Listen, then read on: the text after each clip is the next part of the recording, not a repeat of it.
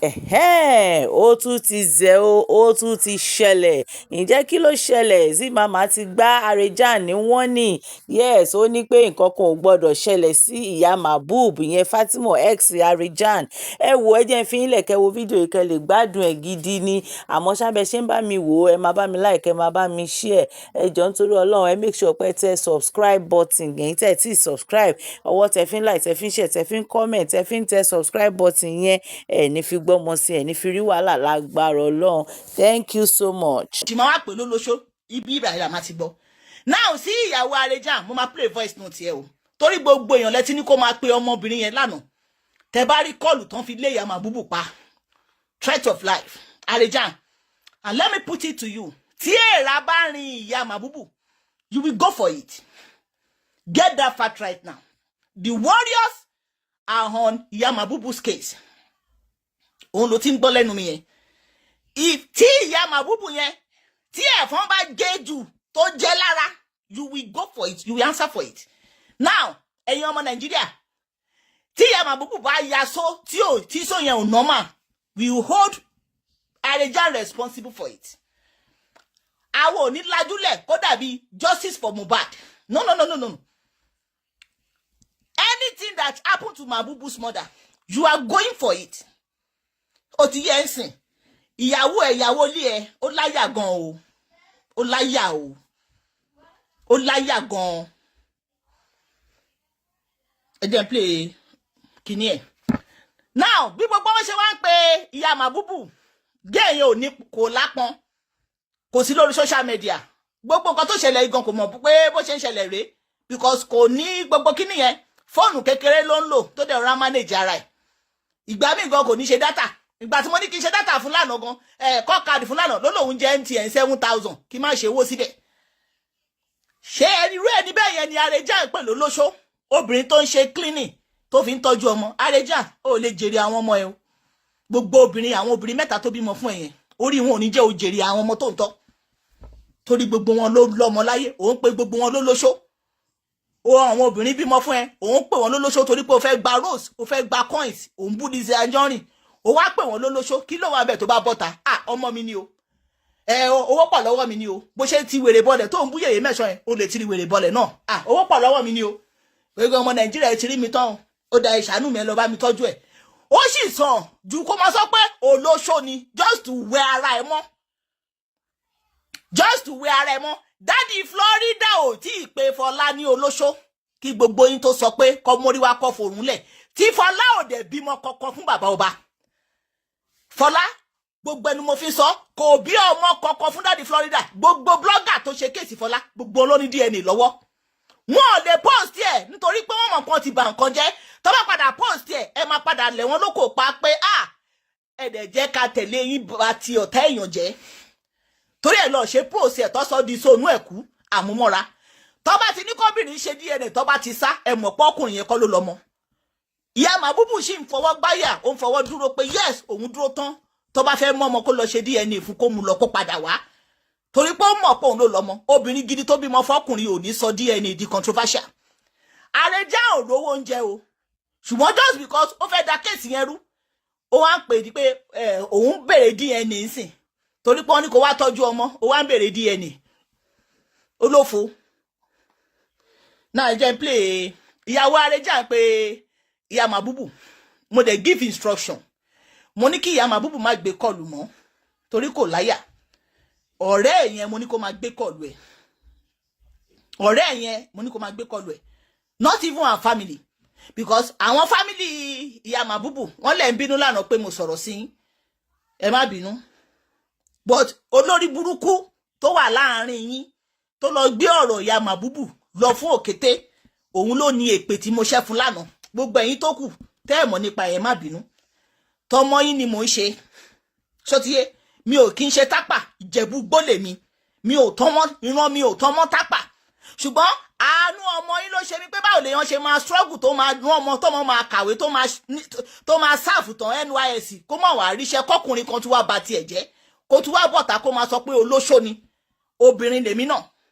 Ìtara yẹn ló jẹ́ kí n kanra pé olórí burúkú tó ṣí ẹ̀ṣọ́ mi fún yín nítorí pé ó jẹ́ supporters òkété dẹ̀ jẹ́ haters àti Lizzy Anjorin wọ́n á pàdé àpòpọ̀ pé wọ́n á fún Harejan ní backup tí wọ́n dẹ̀ mọ̀ pé àwọn gọgọ fúnra ara àwọn bitter single mother làwọn náà o wọn ò lọ́kọ ńlé o àjẹgbodò wọn ń wẹ́ni kúra single mother sí single mother o ò lè fọwọ́sowọ́pọ̀ kó elevate single mother mi ṣùgbọ́n ẹ pull ẹ̀ down láti support ọkùnrin tó bá tiẹ̀ jẹ́ ẹ wá sọ pé ọlọ́run á dùn yín nínú ọlọ́run ò ní dùn yín nínú tí ẹ máa ṣòfò ọmọ gbogbo ẹ̀yin tẹ́ ń support aburú tẹ́ mọ̀ pé aburú lẹ́ni iṣẹ́ o but you just want to support just to do your fraka ta ló bá yín ṣe fraka tẹ́ ṣe tẹ́ jèrè tẹ́ live fake life ṣé èmi wà ní sàwáwí tẹ́jọ́ ń ṣe fraka abẹ́ ìsinmi ni tó bá fẹ́ ṣe fraka pẹ̀lú Harejan ṣe fraka pẹ̀lú Harejan me I'm not doing fraka with you we are here to make Mama Mabub happy.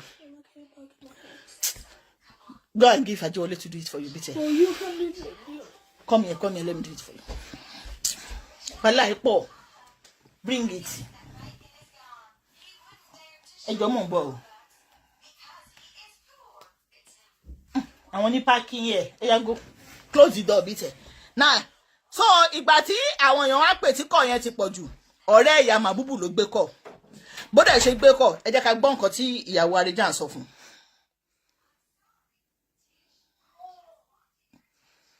Fídíò ni o. Ẹ jẹ́ kí n fi wọ̀nyí. Ṣé mi fẹ́ ṣe ojú gan ojú ẹ̀ wọ̀n ṣẹ́ tiri. Now, bí Iya Mabub ìyàwó ilé Harejan bó ṣe pé like àwọn ìyàwó Sahara tó ń fẹ́ tán fẹ́ wọn délé. Tó ń ríra wọn re ní kíní. Single mother nìyẹn náà o. Ìyẹn kó ọmọ ẹ̀ lọ sí ọ̀dọ̀ kíní. Anyways mi bá ti tiẹ̀ wá ẹ jẹ́ a gbọ́ nǹkan tó sọ. Mo ń gbọ́ yín mà. Náà tẹ́ bá gbọ́ voice yẹn ẹ mọ̀ pé Iya Mabub kọ́ ló ń sọ̀rọ̀ ọ̀rẹ́ Iya Mabub ló ń sọ̀rọ̀ but ó ṣe bẹ́ẹ̀ ni pé òun lòun ń sọ̀rọ̀ because kò fẹ́ kí Iya Mabub sọ̀rọ̀ kó má lọ twist ọ̀rọ̀ ẹ̀. Kí lẹ sọ? Ẹ lè gba ohùn mi sílẹ̀ o mi ní ìṣù pẹ̀lú ẹ̀ èmi ní ìyàwó ilé Harejan mo fẹ́ ká jọ sọ̀rọ̀ ni. Ṣé ti gbọ́ ó give consent ó ní ẹ lè gba ohùn mi sílẹ̀ o mi ní ìṣù pẹ̀lú ẹ̀ òun la ṣe ń play voice ẹ̀ o. Ó ní wọ́n lè gba ohùn òun sílẹ̀ o òun ò ní ìṣù pẹ̀lú ẹ̀ òun níyàwó ilé Harejan òun fẹ́ bá Iya Mabub sọ̀rọ̀ náà ẹ máa gbọ́. Mi gbóhùn yín sílẹ̀ mi gbóhùn spíkà mo fi sí sódà máa gbọ́ nǹkan tẹ́ ń sọ ibi tí mo wà ń pariwo. Ẹ̀mí ní ṣùgbọ́n pẹ̀lú tẹ́ bá gba ohùn mi ẹ mọ̀ obìnrin. Kí ló tí màá fi gbóhùn yín sílẹ̀ mi lè gbóhùn yín sílẹ̀. Láti mo ti rí nọ́mbà yín láti ìgbà tọ́rọ̀ ìdí bẹ̀rẹ̀ máa ti pè yín. Okay. Ọmọ ní sàlùmí and everyone that I am a peace lover. Okay. Ó ní ọmọ Iléṣà lòun everybody tó mọ̀ wọ́n mọ̀ pé òun peace lover tí ò mú ajá àdìgbòlugi ọkọ ẹ̀ so tí ò mú olórí burúkú ọkọ ẹlẹ́nu chúchúchúchú obìnrin tó bá jẹ́ peace lover ò ní fẹ́ dìgbòlugi ẹlẹ́nu màrímà sọ ẹlẹ́nu asọ̀rọ̀ sọ bótò lọ́kọ gbogbo peace lover obìnrin láyé wọn ò ní fẹ́ ọkùnrin ẹlẹ́nu màrímà sọ ẹlẹ́nu asọ̀rọ̀ sọ bótò ẹ jẹ́ a máa gbọ́ lọ. Mo ti ní nọ́mbà yẹn láti ṣe I would have called you. Ibo lẹ́yìn tí wá rí nọ́mbà mi. Lórí social media lájọ wà ó wá mo rí ní. Irọ́ ló ń pa. Ìgbà tí ọ̀rẹ́ Iya Mabub because ìyẹn pretend bíi pé òun ni Iya Mabub. Ó ní bó ló ti rí nọ́mbà òun ó lórí ṣègbóró social media lájọ wà òun rí. Ó sì máa padà jẹ́wọ́ ibi tó ti rí nọ́mbà o ẹ bá mi di point bíbá ẹ mú. Ẹ di point mú o ó máa padà jẹ́wọ́ ibi tó ti mú nọ́mbà o ẹ máa gbọ́ lọ. Kò possible torí mi fi nọ́mbà mi sí social media. Ẹ̀yin lè ti gbéra yín sórí social media. Mi ò wá fi nọ́mbà tèmi sí social media. Ó ní Iya Mabub ló ti gbéra ẹ̀ sórí social media ọkọ tiẹ̀ ò gbéra ẹ̀ sórí media ọkọ tiẹ̀ kò gbéra ẹ̀ sórí media láti ibi àtẹnusọ nígbà tọkọ ẹ̀ trespass tó ń ṣe èrè kò sọ fún ẹ pé òun fẹ́ lọ ta sáwọn obìnrin o tó dẹ̀ mọ̀ pé òun ní ìwọ obìnrin inú ilé ẹ lè rí ọkọ mi kó máa bá obìnrin ṣe tokotoro Ọlọ́run jẹ́ ń bá wọn fẹ́ ọkọ òfò ọkọ ìyà báwo ló ṣe máa kọkùnrin má lówó lọ́wọ́ gan ó yẹ kó mọ limit boundary ọkùnrin tó bá ti ń bá obìnrin takọ̀rọ̀ mo kórìíra wọn bí olòṣì olórí burúkú làwọn ọkùnrin bẹ́ẹ̀ wọ́n ní lárí láyé ẹ lọ wo gbogbo ọkùnrin yẹn ṣerú Dangote yẹn ló máa bọ́kùnrin lójú ṣerú Ọdúnládé Adékọ́lá yẹn ló fẹ́ máa bóbìnrin takọ̀rọ̀ sọ because Ọdúnládé jẹ́ èèyàn ṣerú Ibrahim Chatta ló fẹ́ máa bóbìnrin ṣe tọ̀tọ̀tọ̀ lórí torí pé Ibrahim Chatta jẹ́ èèyàn Ṣẹ́gun Ògúngbè gan gbogbo bá ṣe dry gẹ̀ lórí ọ̀rọ̀ àwọn ìyàwó ẹ̀ méjì ǹjẹ́ ẹríṣẹ́ gbogbo ń pè kó máa bóbìnrin tọ̀kọ̀rọ̀ sọ bọ̀ torí pé eléyìí ò ní lárí kò jẹ́ èèyàn láyé ilé ìkísà ni oníkàdàrà òtòṣì ni pẹ̀lú bó ṣe fomi inú àpàrẹ̀wẹ̀ pẹ̀lú ọṣẹ dúdú pẹ̀lú gbogbo ẹ̀ kò padà jẹ́ èèyàn kò jẹ́ èèyàn ìyẹn Harejan ni kò jẹ́ èèyàn láyé. Ọláolúwa Ìdòwú orí ìyá ẹ̀ burú pẹ̀lú bó ṣe sọ pé mi níṣẹ́ yẹn ìyá ẹ níṣẹ́ ló rìn gbèrègbèrè bó ṣe rìn gbèrègbèrè yẹn fúnra màálù ló máa ń rìn lọ sí abatí ọ̀tọ̀ máa ti pa ó máa fẹsẹ̀ rìn lọ síbi tó máa ti rí ku èyí olóyè burúkú olòṣì ó máa fẹsẹ̀ rìn lọ síbi tó máa ti rí ku èyí kò ní dáa fún ẹ. ẹ lè rọ́kùnrin gidi kó máa bóbìnrin takọrọ sọ ṣùgbọ́n torí pé lẹ́yìn ò jẹ́ èèyàn tọ́tọ́tọ́ ni mi ò rírú ẹ̀rí asọ̀rọ̀ tó mọ́tò ẹlẹ́nu jíjò ẹlẹ́nu màrímà sọ ẹ̀mù oníjẹkújẹ atẹlẹjẹ atímújẹ atẹlẹjẹ ibi tó bá ṣe àtìyẹ báyìí ẹ lérò àwọn Ọdúnládé Adékọ́lá ẹ̀ ní kankankọ̀sì irú eléyìí ẹ̀rọ Ọdúnládé tẹ́ bá máa rá àwọn ọdún ẹ̀rí bíi Fẹ́mi Adébáyọ̀ lẹ́gbẹ̀ẹ́ Ibrahim Shatta àwọn ìtẹ̀lẹ̀dì icon gbogbo àwọn Adédìméjì Lateef gbogbo àwọn ọkùnrin tó ṣoríire tí wọ́n rọ́wọ́ mú tọ́tú lórúkọ ṣùgbọ́n eléyìí láàrin àwọn òtòṣì tẹ́ bá máa rí inú fíìmù náà bí kò ṣe gateman kò ṣe akọ́gbà kò ṣe gáìdì kó ṣe lọ́mọ́ròdán wá torí pé kò ní lárí ṣé wọ́n lè sọ pé Kọ́dúnládé ṣe gateman ṣé wọ́n lè ní Kọ́dúnládé ṣe gateman torí pé wọ́n ti wo súra ẹ̀ pé súra ẹ̀ ò dá látọdún tó ti ń ṣe fíìmù bọ̀ mi ò tí travel out ni mo ti ń wá Harejan nínú fíìmù mi ò travel out láyé mi ni mo ti ń wo nínú fíìmù kò jẹ́ èèyàn rí olòṣì tẹ́ bá dẹ̀ wo iṣẹ́ ọwọ́ ẹ̀ ni ò dá o torí tó yẹ pé ní kúkúrú òun nìkọ́kọ́ ló kúrú náà aláwọn tó kúrú jùlọ nínú industry but iṣẹ́ ọwọ́ ò dá ó máa ti pààyàn burúkú ló fò. Okay ma ó dàm yes ma bẹ́ẹ̀ni ó tó ṣì jẹ́ mọ́nì. Okay mo ti lọ block ó dà mo ń gbọ́ yín kí wàá lẹ fẹ́ kí. mo ti lọ block èèyàn kan sìn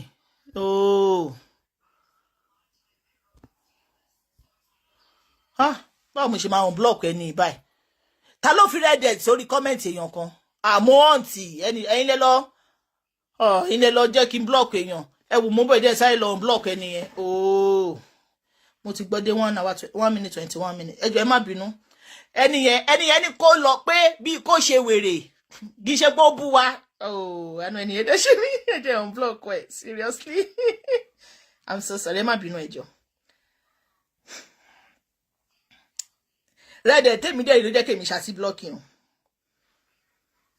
lovers wa ni bí mo ti máa ti unblock báyìí gbogbo ẹ̀tẹ̀ ti fọ́pọ̀ báyìí gbogbo tí wọ́n wá ṣe nǹkan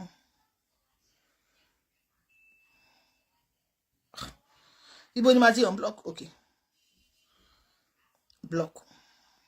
block okay mo ti unblock ẹ̀ sorry sorry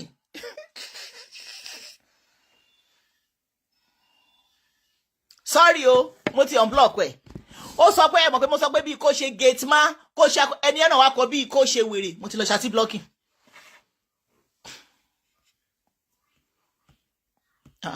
kò play ni ẹ já máa gbọ́ lọ. Mo social media ó dà mo ń gbọ́ yín kí wàá lẹ mi ìfi nọ́mbà mi sí social media. No, mi ò bínú. Mi ò wá fi nọ́mbà tèmi sí social media. Okay ma ó dà mo yes ma bẹ́ẹ̀ni. ẹ bá jọ kàwé ni ó kàwé ló lọ end sọ́wọ́ illiterate tí ò tún ní làákàyè tí ò ní glory ó kàwé ó yọ lára ẹ̀ tí wọ́n bá kàwé tí ìwé ẹ̀ ní lárí ó yẹ kí wọ́n end sọ́wọ́ illiterate. Bẹ́ẹ̀ni bẹ́ẹ̀ni.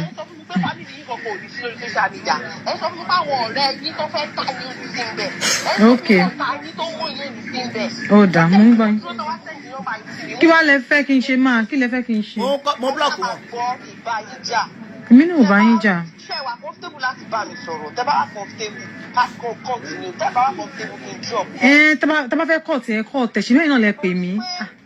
rẹ́rẹ́ Fatima ìyàwó Harejan ó rò bí Fatima lòun bá sọ̀rọ̀ èmi ni mo sọ fún ọ̀rẹ́ Fatima yẹn kó máa gba fóònù lọ́wọ́ Fatima gbogbo ẹni tó bá ti pè wọ́n kó máa rìkọ́ọ̀dù wọn sílẹ̀ because Fatima tó jẹ́ Iya Mabub kò ní appetite, kò lápọn. Gbogbo bá ṣe ń pè tó ń gbé kọlù, wọ́n jẹ́ kó máa sunkún, wọ́n threaten ẹ̀. Lèmi ṣe ní kélé máa gba kọlù. So bẹ́lẹ̀ ṣe wá gbé kọlù yẹn sìn, àtàná lélẹ̀ tí wá gbé kọlù yẹn. Bó ṣe wá gbé sì ló di ìyàwó Harejan. But òun kò lọ́pọlọ. Tó bá jẹ́ pé ó mọ voice ìyàwó Harejan ni, a rí pé Yorùbá gidi lòun bá sọ̀rọ̀, kì í ṣe ọmọ tápà. But kò lọ́pọlọ just because she want to threaten ẹ máa gbọ́ o. Ẹ má worry ngbà yẹn, mo fẹ́ gbọ́ nǹkan tẹ́ fẹ́ sọ. Bí mo ṣe wà yìí, torí wípé iṣẹ́ tí mo ṣe, tẹ́lifọ̀tì bá pè mí, mi tí ò pé màá ń rí ti pé mo ṣe náà because mo mọ̀ pé social media era la wà. Anybody can link anybody. Bẹ́ẹ̀ni. So bọ́ọ̀rọ̀ ìṣe tí ń ṣẹlẹ̀, náà people ló ti wá ń bá mi, àwọn ọmọ yìí. Now, ẹ jẹ́ máa gbọ́. Ó ní a lot of people ló ti wá bò òun, àwọn ọmọ yìí, ẹ jẹ́ gbọ́ second one. Bá jẹ ká sọ nílé, tá a bá gbé síta, àwọn àjẹjọ jẹ̀bi bọ̀ ni. Now, ìyàwó Harejan wá ń pe Iya Mabub ń sìn tí ó mọ̀ pé nǹkan ló ń bá sọ̀rọ̀. Ó ní ọ̀rọ̀ tó bá yẹ káwọn sọ nínú ilé. Táwọn bá gbé wá síta, àwọn máa jẹ̀bi bọ̀. Ìwọ ò wá mú ọkọ ẹ sọ pé ọ̀rọ̀ obìnrin tó ń sọ̀rọ̀ lórí social media. Tọkọ ẹ bá dá sí ó máa jẹ̀bi bọ̀. Kí ló tí wò sàn fọkọ ẹ? But torí pé ọkọ ẹ fẹ́ lọ pa owó wá tó máa fi bọ́ ìwọ owó ìbànújẹ́, kọkọ ẹ lọ bà obìnrin míì jẹ́ tó ń fi ń gbowó tó máa fi bọ́ ìwọ, kò ní jẹ̀bi bọ̀. Ṣẹ́tìrí game, ajá mọmọ tiẹ̀ fún lọ́mú. Ó mọ tòdò yá kì mọ́lẹ̀. Ìyàwó alẹ́ Harejan ó fẹ́ protect ọkọ ẹ̀. Kí Iya Mabub má bàa sọ̀rọ̀ mọ́ torí ọ̀rọ̀ tó yẹ kó sọnù lé kan yanjú ẹ̀. Láti ìgbà tí Iya Mabub ti ń jìyà, ṣebí ìyàwó ilé Harejan mọ̀ pé Harejan lọ́mọ kan síta tó àbádàn. Ìjọ́ ò ló ti pe ọmọ yẹn rí. Ló ti pe ọkọ ẹ̀ rí pé ọkọ mi o, ọmọ tó ti àbádàn o, tó bá tiẹ̀ mú wálé, bó jẹ́ 2,000, 10,000 máa fún lóṣooṣù. Kọ́mọ yẹn lè mọ̀ pé wà nú life òun. Kó o pé náà tó ti gbà tí ìyá ọmọ yẹn bọ̀ta, ìwọ ló ń flaunt ọkọ kiri tó enjoy life ẹ̀. Ìyá ọmọ yẹn wá bọ̀ta, ó wá ní ọ̀rọ̀ tó yẹ kẹ́ sọ nú lé. Tẹ́ ẹ̀ bá yanjú ẹ̀ nú lé, ẹ máa lọ jẹ̀bi bọ̀. Ṣóhun leléyìí. Ìyàwó Harejan ti wà ń bí. Thank God you are here. So máa farabalẹ̀ kó máa gbọ́ show yìí. Nígbà míì, ìyàwó ẹ̀ ti ẹ má bu o, ẹ filẹ̀. Tá a bá kó sílé, a lè tún jọ jẹ̀bi bọ̀ ni. Bẹ́ẹ̀ni. So I only want to play Yes, my you are because I have not watched it. Okay. Okay. reach out to me. Okay. We And I'm go. not doing it because Harejan tells me to do it. I am playing my role. I am old enough. I am Okay. almost 40. I know Okay. what is right and I know Okay. what is wrong. Okay, wá lẹ wá fẹ́. Listen, bye. Calm down. Listen, by everything that I've seen on the air, Harejan will be contacting me because I have been asking him to give me. Okay. Ṣé ti ń gbọ́ sí? Mo dẹ̀ mọ wàhálà tí mo ṣe kí n tó rí contact mi. Okay. In a nutshell, Ṣé ti ń gbọ́ sí? ó ní pé Oh, ọmọ, please, you guys should get out and close the door. I don't want you. Hey, come here. I don't want you back here until I finish. Okay? Okay, no go outside. Yeah, go and close my door. Ẹ jẹ́ ìrìnwá ìní ìbẹ̀yẹn má bínú. pẹ̀lú Mabub. Listen, bye. Calm down. Listen, by everything Oh, that she's I've here seen on since mi the ò rí air, mo ṣe rí ni. Mi ò rí mo ṣe rí Harejan will be ni. contacting me because I have been asking him to give me. Okay. No, the music is not from me. Ọ̀dọ̀ ẹni tó record ni music ti ń dún. It's not from me. Èmi ò play music. So lady ẹ wà ní supermarket tó ti pè ní. So ibẹ̀ ló ti gbé call. Ó wá ń fi another phone record conversation yẹn. Mo dẹ̀ mọ wàhálà contact mi. Okay. In a nutshell, ó ní pé ẹni ní sùn pẹ̀lú Mabub àti ìtọ́jú ẹ̀. Okay. Pé bàbá ẹ̀ ní ìjà. Okay.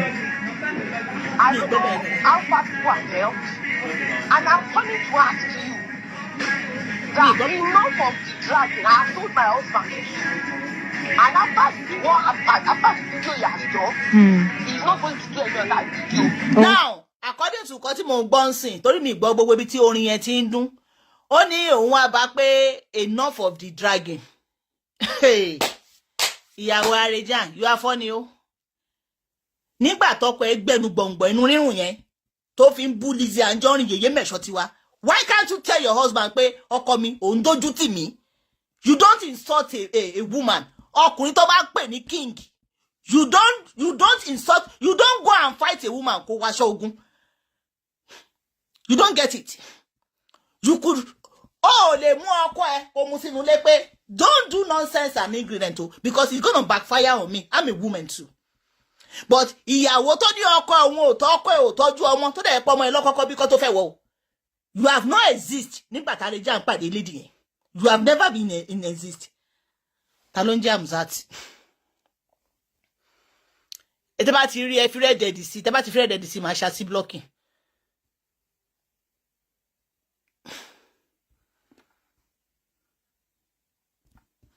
Ó ní manipulator. Really?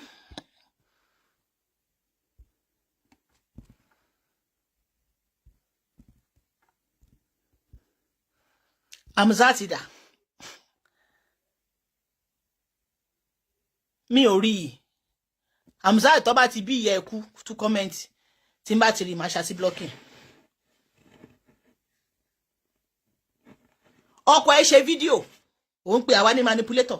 Ọkọ ẹ náà manipulate nìyẹn. Since tó yẹ pé exposition táwa ń ṣe yìí, you call it manipulator. It's okay. It's okay by us. We are not complaining. Ọkọ ẹ bọ́ta. Kí ló kan ọkọ ẹ? Ṣé ìwọ ló ń bá yàn jà ni? Kí ló kan ọkọ ẹ lẹ́nu nírùn tó gbẹ́nu ọ̀rọ̀ sí ọ̀rọ̀ Lizzy Anjorin àtàwọn èèyàn? Yèyé Mẹ́ṣọ́ dẹ̀ bọ́ta. Wọ́n ní don't talk about me. Má dá sọ̀rọ̀ mi. Ó wá lè pọpọ ẹ pé come. This woman said you shouldn't put your mouth in his matter.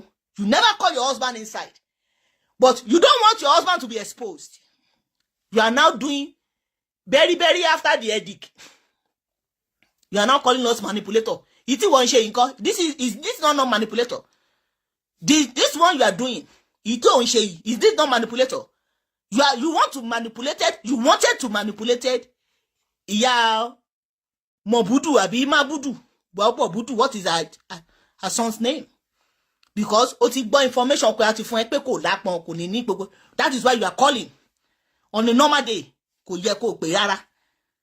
Ọkọ ẹ tó lè rán síta kó máa bú Lizzy Anjorin ló yẹ kó pè. Ọkọ ẹ ló bá ní issue kò ní issue pẹ̀lú ẹ kò mọ̀ ẹ rí. Ẹjọ́ ibo ni ìpàdé ìyálé àti ex-wife àti current wife. Ibo ló ti fẹ́ ra sọ. And it's a slap on Mama Mabudu's face. Even for this lady to be talking to you, you will call someone like me. My baby, you will call someone like me. You want your ex me. You are now calling me. I don't know you.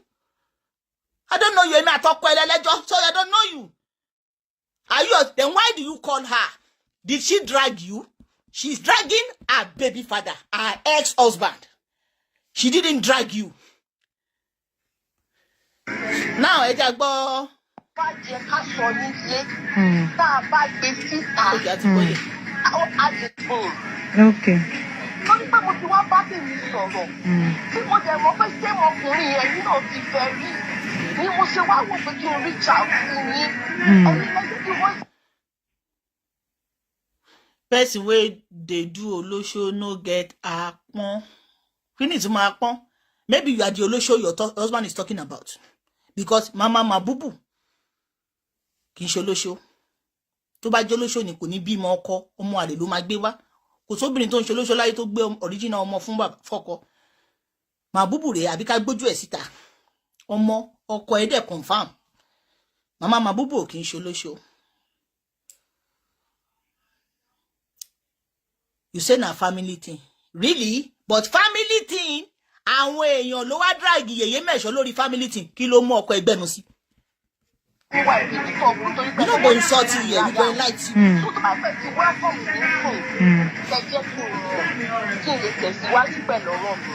If you no understand that Oshogbo, as Olosho, you to your Olosho is that. If you call a woman that born for your husband Olosho, so what about your husband's first wife? Is she to Olosho? So you are the one that tell your husband that she's Olosho. For you to say you no understand where she do stand. Shetiri, ìyàwó ilé Harejan, òun ló lọ sọ fún ọkọ ẹ̀. Òun ló lọ sọ fún Harejan pé Iya Mabub olóṣó ni. And if you claim she's olóṣó, ọkọ ẹ̀ rí lólóṣó kó tó fẹ́, kó tó gbé èso, tó gbé okoro, kó kan ọkọ ẹ̀ dédé fún lóyún. Ó ṣá lọ tọrọ ẹ̀. Ọkọ ẹ̀ rí lólóṣó. Now your first wife tó kọ́kọ́ bímọ fọ́kọ ẹ̀, olóṣó náà nìyẹn náà. O must stand there. Shetiri ẹ̀yin obìnrin. Shetiri báyìí. Ó ní òun mọ stand ibi tí ìyá Mabub máa ń dúró sí ní Òṣogbo, ìyẹn ìyàwó ilé Harejan. Yèyé Mẹ́ṣọ́ ò tí ì sọ ilé fún Fọlá. DNA test ni Yèyé Mẹ́ṣọ́ sọ fún Fọlá ká fi wá ń bí ta wà lénìí o. DNA test ni Yèyé Mẹ́ṣọ́. Are you communicating, warriors? Are you communicating? DNA test ni Yèyé Mẹ́ṣọ́ béèrè lọ́wọ́ Fọlá tó sọ pé òun bímọ fọ́kọ wọn. Wọ́n ní tabarobìnrin tó lòun bímọ fọ́kọ mi. Ẹni kó mú DNA test wá. Ibi tó gbé wa dé ọjọ́ tèní rèé o. But you too, you are doing Yoruba film. Iya Mabub ò ṣe Yoruba film. Ìwọ ló wá pè Iya Mabub ní olóṣó. Ipe wa àtọkọ ẹlẹ́jọ́ rí níbi tó lúgọ sí. Ṣẹ́tìrí, now Nigerians ẹ ṣèdájọ́ yẹn.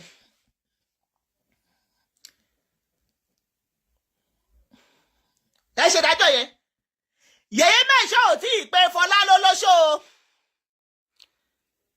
You don't tell me what to do. If you are not okay with what I'm doing, it's my voice. I can shout the way I want it. If you are not okay, you can fuck off. Ìwọ ló wá wò mí, and I want it. Ló ṣe wá wò mí. Ó ń pé obìnrin tó kọ́kọ́ bímọ fún ọkọ ẹ̀, ìpè olóṣó. Ọmọ ẹ̀ dẹ̀ ju ọmọ tiwọ lọ, ìwọ ló gbé bébì dání, bébì ẹ̀gbọ́n tí pé èyí ẹ̀. Ọmọ ẹ̀ ju ọmọ ẹ̀ lọ, ó níwà àtọkọ ẹ̀ lẹ́jọ́ níbi tó ti ń ṣe olóṣó. Ṣẹ́tìrí. First wife ọkọ ẹ̀ ńkọ́ tó bímọ méjì àti second wife tó bímọ mẹ́ta. Àwọn ẹ̀rẹ́ àwọn yẹn náà ibi tó pàtẹ òbò sí. Okay, ṣẹ́tìrí ibi tọ́lọ̀ ti wá. Ìyàwó ilé Harejan òun ló ń kọ́mẹ́ǹtì sórí Facebook mi o. Lizzy Anjorin kò tí ì sọ ilé yìí kó tó ní kí Lizzy Anjorin mórí wá kó fọ̀rùn lẹ̀ o. Lizzy Anjorin kàn béèrè DNA pé ọmọ tẹni kí n máa kówó tọ́jú, ẹ jẹ́ ká ṣe DNA. Ṣótiyé, Yèyé Mẹ́ṣọ́ kàn béèrè pé ọmọ tẹni kí n máa tọ́jú. Who wants to bring you up? Bring you up on my own show. You dey meant? Go and meet your husband have blogger. You can go there and speak your voice. Not on my own platform. Go to your husband blog. Your husband have blogger. Ẹ má gbọ́. Mi ò tí lè sọ for now. Ẹ má bínú. Bẹ́ẹ̀ni. Mi ò tí lè sọ̀rọ̀ for now. Mi ò tí lè sọ̀rọ̀ for now. Now, ẹ jẹ́ gbọ́ tọ́dún wọn. Iya Mabub máa gbé wọlé dongo. Iya Mabub is coming. Kí lẹ sọ nísìn pé kán má jẹ́ kán gbé mi. Ó máa gbé mi. Okay, ẹ wá fẹ́. Ìyàwó Harejan threat ẹ̀ ń sìn pé mi ìmọ̀ kan tọ́jọ́ sọ débẹ̀ tó yẹ fi kọ́ọ̀tì ilé ìbọn tìbí tí mo gbọ́dé ń sìn pé èmi ya wèrè o tó bá fẹ́ kó lọlẹ̀ lẹ́rọ̀ wọ́n máa gbé ẹ o. Ẹ ti gbọ́? Gbé mi. After tó pè lólóṣó. Èmi náà ti wá ready. Tẹ́ ẹ̀ bá gbé Iya Mabub ẹ̀ ní jèrè. This voice note is all lies. Èmi náà ti ready. Èmi náà ti ready. Kán wá gbé mi lórí pé mo bímọ fún Harejan. Kò tí ò dẹ̀ take care. Kán wá gbé mi. Torí mi ìmọ̀rìjì tí mo kàn fi ń pè mí. Ìyàwó Harejan sọ fún Iya Mabub pé wọ́n máa wá gbé ẹ o bímọ fọ́kọ mi o túbọ̀kùnrin mi lọ o. Ìyàwó Harejan. Àwọn tó ń ṣe Yorùbá fíìmù fún yín rèé o. Àwọn tó ń kọ́ yín lẹ́kọ̀ọ́ tẹ́ ń wo fíìmù wọn. Ṣẹ́tìrì àwọn tó ń kọ́ yín lẹ́kọ̀ọ́ tẹ́yìn wo fíìmù tẹ́ ń wo fíìmù tó bá produce. Ewé ẹ ṣí ẹ̀ṣọ́ yìí o. O ní right láti pè mí. Ó ń bẹ̀bẹ̀ ó tún ṣagídí irú nonsense wo nìyẹn. Ó wọnú DM mi, ó pè mí, ó tún wá ń threatening mi. Ó tún threatening mi lórí pé kí ni náà.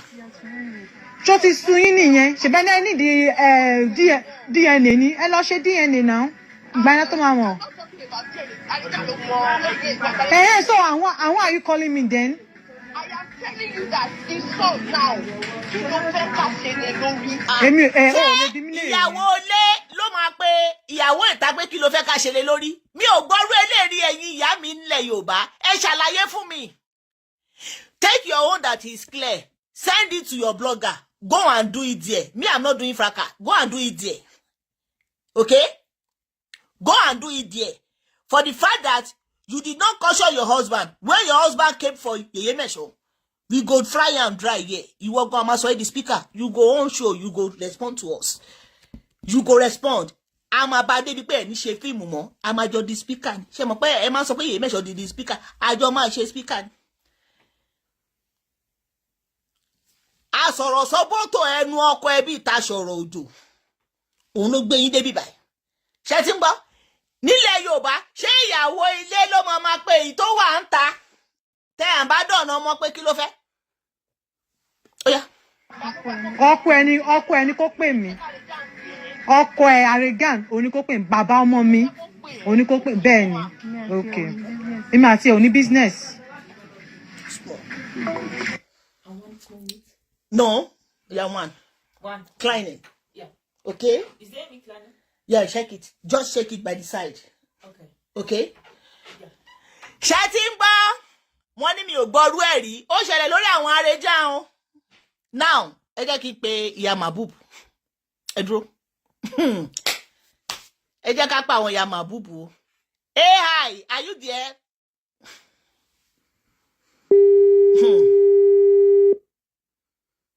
Ó lọ fà o. Hey, hi. Are you watching my show? Ẹ ń wo show wa? Ìyàwó Harejan ní òun àtọkọ òun jọ rí Iya Mabub níbi tó ti ń ṣolóṣó lẹ́gbẹ̀ẹ́ títì. Èmi àti ìyàwó Harejan ó ní òun àtọkọ òun ẹ sọ̀rọ̀ yẹn sọ ma. Ṣé ń gbọ́ mi báyìí? Mo fi ń gbọ́ yín. Ìyàwó Harejan ó lóun àti ọkọ òun Harejan wọ́n rí Iya Mabub ní Òṣogbo níbi tó ti dúró tó ti ń ṣe olóṣó. Òun ló ń ṣe olóṣó. Irọ́ ńlá ló pa òun ló ń ṣe olóṣó. Okay. Ẹ gbé fóònù fún Iya Mabub. Àwọn méjèèjì ló lóṣó. Ẹ gbé fóònù fún. Wọ́n fẹ́ fi blackmail ni o. Ẹ gbé fóònù fún Iya Mabub. Ó yẹ gbà. Iya Mabub ẹ máa bọ̀ lórí TikTok ohùn yín máa jáde ẹ máa bọ̀ lórí TikTok ohùn yín máa jáde dáadáa. Okay, but mo sì fẹ́ sọ̀rọ̀ o, but ẹ máa sọ̀rọ̀ ẹ jẹ́ kí Iya Mabub kọ́kọ́ sọ̀rọ̀ ẹ máa fún yín láyè ẹ máa sọ̀rọ̀. Àbẹ́ ilẹ̀ kọ́kọ́ fẹ́ sọ̀rọ̀. Ẹ jẹ́ kó join TikTok ẹ máa clear. Ìyàwó Harejan ìyàwó lẹ́nu Harejan ó ní òun àtọkọ òun àwọn drive lọ sí Òṣogbo àwọn wá rí Iya Mabub ó stand ó ń ṣe olóṣó.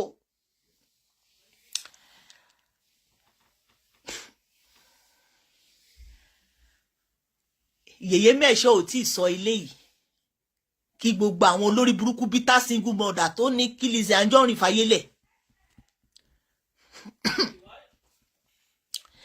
Lizzy Anjorin wọn ì tí ì sọ ilé yìí nígbà tí wọ́n bẹ̀rẹ̀ sí ní àtàkì Yèyé mẹ́ṣọ́ pé àwọn ọmọ àlè tí ẹnu ìṣó bí fọ́kọ wọn kí Lizzy Anjorin máa sanwó skul wọn kọ́ máa ṣe báyìí pé ṣègbè olówó ni. Yèyé mẹ́ṣọ́ dẹ̀ bọ́ta wọn sọ pé obìnrin tó bá ní òun bímọ fún ọkọ wọn káwọn tó máa ná owó àwọn kó present DNA test tó bá ti present DNA test fún ọkọ àwọn gbogbo responsibility ọmọ yẹn pátá làwọn ṣe tán àti bọ́ torí kò sí ọmọ aláàjì tí ìyá máa jẹ. Kí lọ́gbọ̀n yẹn fún torí pé wọ́n ti mọ̀ pé ẹnu ìṣó ò bímọ fún ọkọ Lizzy Anjorin. Wọ́n bọ́ta wọ́n lọ recruit jọ nínú group wọ́n bẹ̀rẹ̀ sí ní pariwo lé